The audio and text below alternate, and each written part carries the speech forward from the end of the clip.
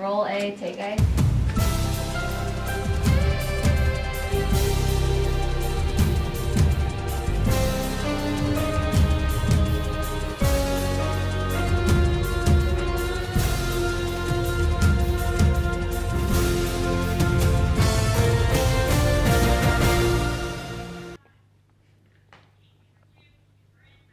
Hello, and thanks for joining us for this edition of the Newsfeed. I'm Emma Shimley. And I'm Terrell Edmonds. On the night of October 1st, Las Vegas experienced the largest mass shooting in American history.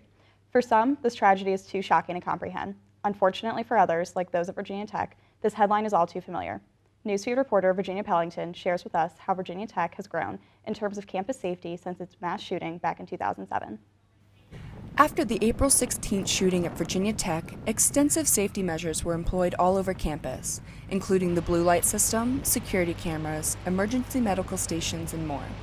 But as the university is expanding and the student population is growing, Virginia Tech is going to have to invest more in security technology. A local company called Armored Things thinks they can help. While they only have 8 full-time employees, they enlist the help of Virginia Tech computer science students. They believe their fully automated security system would benefit college campuses nationwide. Our biggest use case is emergency situations on campus. So, when a gunshot sensor goes off, it can communicate to our software, and our software will come back and tell all the lights in the building, all the buildings to turn on, all the locks to shut. You're trying to reduce response time, and you can do things like lock down the entire campus within a second. The VTPD couldn't quite say whether they think VT should implement this Armored Things system. VTPD officer Mark Jackson believes it could take years for a system like this to be implemented, so in the meantime, he encourages students to take advantage of the safety resources and tips that the police department offers. This has been Virginia Pellington reporting for the Newsfeed. It's not uncommon to see the red and white Virginia Blood Services truck around campus. It's here about twice a week during the school year. Donations from the region supply all of Carilion Roanoke Memorial Hospital. But last week's donation drive proved to be even more crucial after hundreds were injured and in need of supplemental blood in Las Vegas. It just so happens that we had the shooting in Las Vegas, which it's hard to word it, but it's a benefit that we're here right now because of the student population, and we know we can come and the students are going to come out and donate. Because a lot of places you go, it's difficult to find enough people to come out and donate. What was originally designed as a competition between Virginia Tech and the University of Virginia turned out to be much bigger than that. Virginia Blood Services sent its first shipment to Vegas just one day after the shooting. The goal of the drive was 75 units of blood per day. Tumalak says the Hokies exceeded that each day. The deadline for voter registration in Virginia is quickly approaching. And with many local elections this season, campaigns have been kicking into overdrive. News reporter Caitlin Mead has the latest. Thanks, Terrell and Emma. Virginia law states the deadline to register to vote must be 22 days before Election Day. This year, that's October 16th. Let's take a look at what local campaigns have been doing to get as many residents registered as possible. The deadline for voter registration is quickly approaching, and local volunteers are lacing up their sneakers, grabbing those clipboards, and making sure everyone has a chance to make their voice heard on Election Day. Andrew Whiteley is running the campaign for Chris Hurst, the Democratic candidate for Virginia's 12th district. And he says that while they have had people on the ground since February, they have recently ramped up their efforts and have been doing everything they can to get people registered.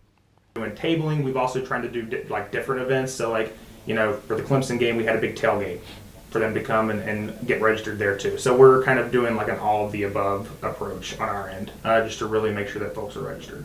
The 12th district includes Blacksburg, Parisburg, and Giles County, and the seat is currently held by Joseph Yost. David Dina is a Virginia Tech student who has been working for the Yost campaign since June and said that while they are sending more people out, he has not been feeling the pressure. It doesn't feel like that simply because there's more people working, and as we go through each neighborhood and each walkbook, we hit less and less houses. So beginning of June, I was probably hitting alone between 70 and 90 houses a day, and it's drawn back to 40 and 60. So even though you may be seeing more signs left on your front door while you're out of the house, don't forget that the deadline to register is Monday, October 16th. And Election Day will be taking place on November 7th. I'm Caitlin Mead reporting for the newsfeed. Back to you at the news desk. Suicide is the 10th leading cause of death in the United States. It accounts for the loss of more than 41,000 lives each year. Here at Virginia Tech, there are several resources pertaining to mental health that are available. News reporter Haley Williams has more on the story. Globally, every 1 in 4 people will need some form of mental health care at some point in their lives. According to Global Citizen, this number is most likely an understatement because of the ways in which people avoid admission of mental illness. World Mental Health Day is observed during the month of October. The objective of this day is to raise awareness of mental health issues around the world and mobilizing efforts in support of mental health. On Virginia Tech's campus, there are many resources for people who suffer from a mental illness. Assistant Director of Hokie Wellness Josh Redding explains what they have to offer for mental health management. So Hokie Wellness offers different classes. We specifically offer a class around helping friends in distress, to help your friends, help yourself know if you or your friends are in distress around mental health. We also offer substance use services and consultations for students who may be struggling with alcohol or substance use to come in and have a free consultation to discuss what their issues may be. Other resources on campus include the Cook Counseling Center, where students and staff can go for group and individual counseling sessions with trained professionals, as well as the Women's Resource Center, where women can go to get help after experiencing traumatic events. Program coordinator of the Women's Resource Center, Mallory Fouch, explains what they want people to know. We really try to make sure that folks on campus know that the Women's Center not only provides direct services around mental health, but we also sometimes see that show up in a lot of our different programming around issues of wellness as it pertains to women and things like that. World Health Organizations state that this is a day where professionals in the mental health field can express what they believe is important for people to recognize about mental stability.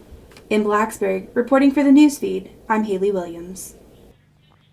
Just ahead on the news feed, a closer look at the differences between the Generation Y and Generation Z students. And Virginia Tech continues to work hard at inventing the future. That story and more just after the break. Recently, our country has witnessed catastrophic devastation. Hurricanes and flooding have upended lives and livelihoods. Across this great country, Americans have answered the call. That special calling that compels us, when others are down, to step up and do whatever it takes. America's at her best when, against all odds, we come together and lift each other up. Please donate to oneamericaappeal.org. America needs you. Thank you. Thank you. Thank you. Thank you. Thank you.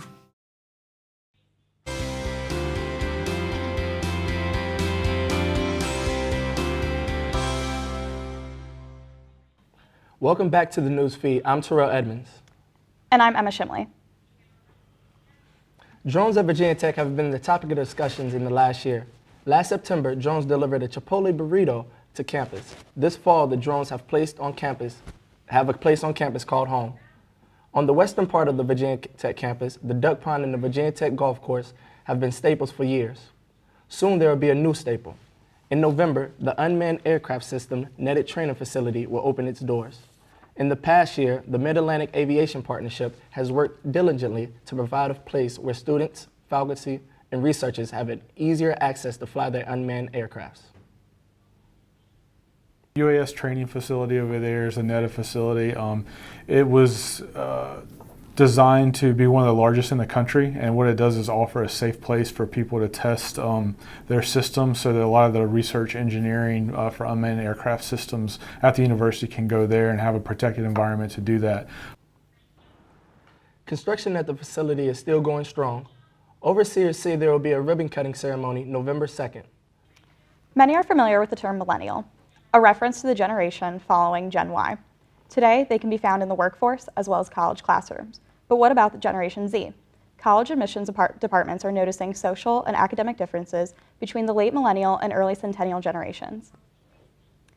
The New York Times has dubbed Generation Z as the centennials for their turn-of-the-century birth dates.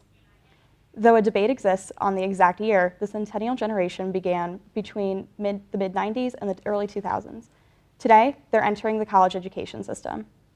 According to Forbes contributor Deep Patel, some differences between centennials and millennials are sense of individuality, entrepreneurial tendencies, and a competitive drive. The admissions office expects to see this generational shift impact applicants' extracurriculars in a positive way in the future. College students rarely turn down a free meal. However, there are some students in the area that have a much greater need. For that, they can turn to the Wesley Foundation, who offers a food pantry for those in search of their next meal. The food pantry is even run by Virginia Tech students. News reporter Nathan LaPrete has details behind the outreach program. 6 years ago, Virginia Tech student Kelly Berry had an idea to help those in need of food here at Virginia Tech. Behind some help from the university and a United Methodist campus ministry called Wesley, she created 209 Manna Ministries, which is located here at Wesley.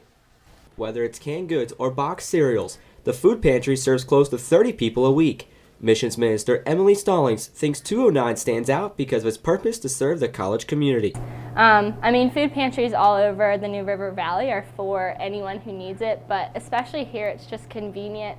You can come from your dorm, or if you're off campus, you can come here. And it's really just, anyone can use this one also, but it is for college students who maybe have to choose education over where their next meal might come from. The food pantry has been supported by the university from the beginning, and with leaders such as campus minister Brett Gresham leading the way, it shows no sign of slowing down. What surprises me is that when I was here at Virginia Tech, we had the same motto, but we didn't live into UTPROSM the way that students are today. And I think that it's just in the DNA of a student that comes to Virginia Tech to serve. And so as somebody who leads students, they make my job incredibly easy. 209 Manna Ministries is doing a lot more than just helping those in the Hokie community. It's living by Virginia Tech's motto, UTPROSM, and also helping students like Emily Stallings become one of the leaders in the Virginia Tech community. Reporting for the Newsfeed, I'm Nathan LaPrete. Usually, by this point in the semester, Virginia Tech Television is in full swing, producing shows each week. This semester, however, they've had a slow start due to a rebranding process. Virginia Tech Television, known as VTTV, is the student-run station at Virginia Tech. With new management this semester, they have decided to revamp their image and start fresh. Creating a new logo is just the beginning of this rebranding process. Recruiting new members, getting new equipment, and deciding what exactly it is their viewers want to see are a few of the tasks keeping VTTV members busy. The VTTV rebrand starts at the top. It starts with the logo. We're trying to phase out the old logo. It's more of a 90s look. It's been that way for a while. So we're going to phase that out, bring in a new one. We've ordered some new equipment to upgrade our shows. What we're trying to do is we're trying to focus more on quality and less on quantity. While the rebrand has not been a quick process, management and directors have been working hard to get their shows back up and running as soon as possible. Tony Roby will replace Kevin Dresser as the head coach of the wrestling team this season. He served as an assistant coach before being promoted. Over 11 seasons, Dresser turned the Hokies into a national powerhouse. Despite all the new faces, Roby doesn't expect them to miss a beat.